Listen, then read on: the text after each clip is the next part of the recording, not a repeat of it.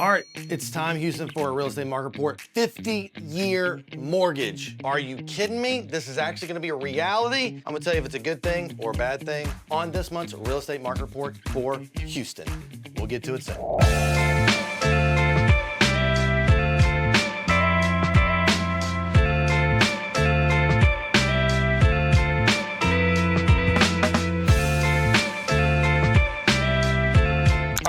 It is November. Oh my gosh, can you believe how fast the year has gone? November 2025. Time for the real estate market report and some crazy news like the 50-year fixed mortgage. I'm gonna tell you a little bit about it. Is it a good deal or is it a bad deal? I'll tell you here soon. But before we do that, we're gonna jump into what's the market been like. Again, what we do is we compare the numbers from October 2024 to October 2025 because all those sales have closed out to kind of tell you where the market's at today. If you're just now following us for the first time, do me a favor, hit the subscribe button. We try to deliver as much value as we can about the Houston market. My name is Ryan Adams with the Adams Group at Real Broker. I operate an office in a firm here in Siena, Texas, just south of Houston, but we're gonna just focus on greater Houston and what the market is. So, looking at inventory, we are up 16,999 listings that are on the market.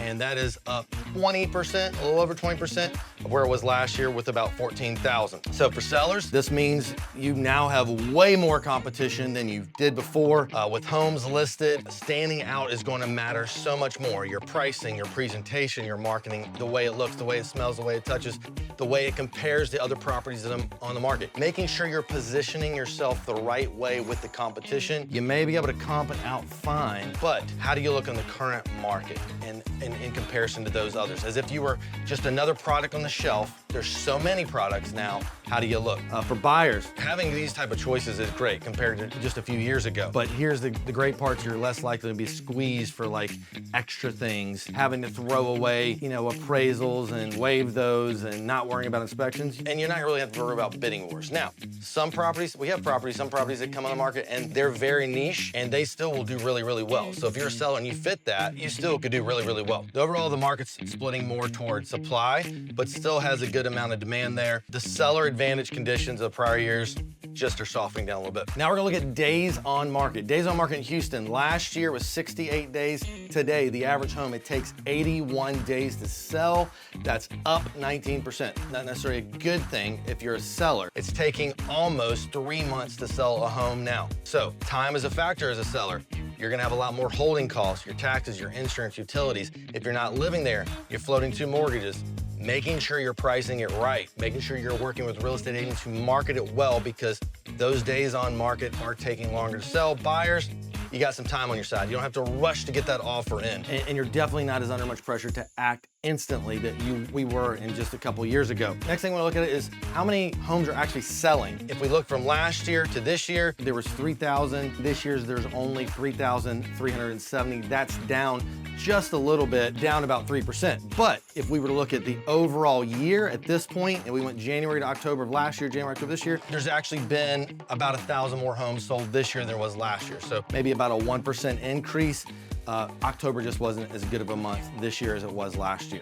All right, the last one everybody wants to know about is the sales price. Is it going up? Is it going down? You would think in a market where we have such an increase in inventory and sales are down just a little bit last month, and then it's taking 3 months longer to sell. All of that to me would correlate that your prices would be going down, but guess what? They're not going down.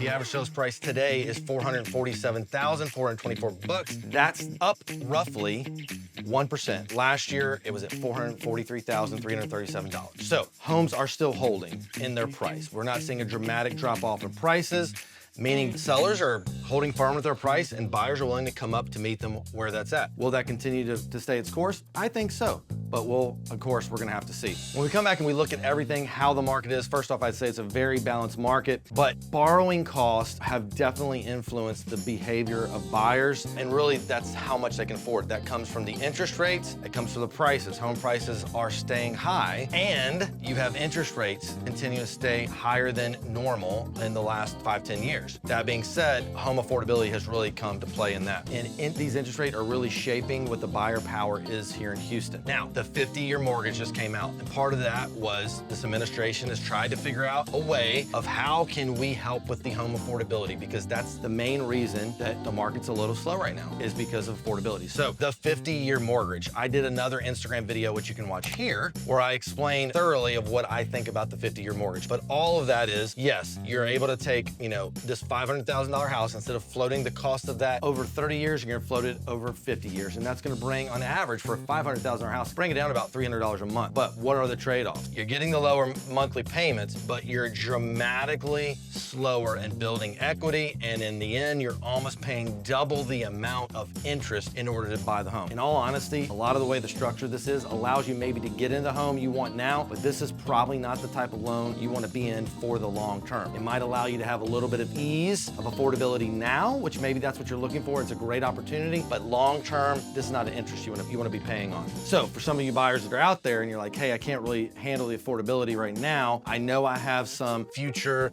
maybe you know that you'll be able to afford more later, or you believe the interest rates are going to drop, which therefore would lower your interest rate. Maybe the 50-year option could be a great option to get you in the home, secure it, because prices will probably most likely continue to go up, as all experts have predicted, but then allow you to refinance later and probably pick a 30 or 15-year mortgage, which I would highly suggest doing so. So given all that, higher inventory, slower days on market, all that to say the market is pretty balanced. We don't see any drastic moves up or down. Interest rate, we're at some of the lowest interest rates it's been in 2 years. Don't really see it going a ton lower for the rest of the year. Next year, the predictors, as you can see in the graph, is that the lowest we're probably gonna get is into just the high 5%. So if you have recently bought a house, maybe it's a great opportunity for you here soon to refinance. If you're waiting, what I would encourage you to, again, to think about is how much is that waiting gonna cost you? Not in waiting for the interest rates and having a better monthly payment, but how much does it cost you because home prices continue to rise? If you bought a house today, how much is that gonna be compared to buying it in a few years? Even if interest rates go down, home prices are projected to go up. There you have it. There's the market report. Hope you're having a great November. Thanksgiving around the corner. If we can do anything for you here at the Adams Group at Real Broker, we would love to do it. If you have any questions, drop a DM, drop a comment. We're here to help. Have a great year.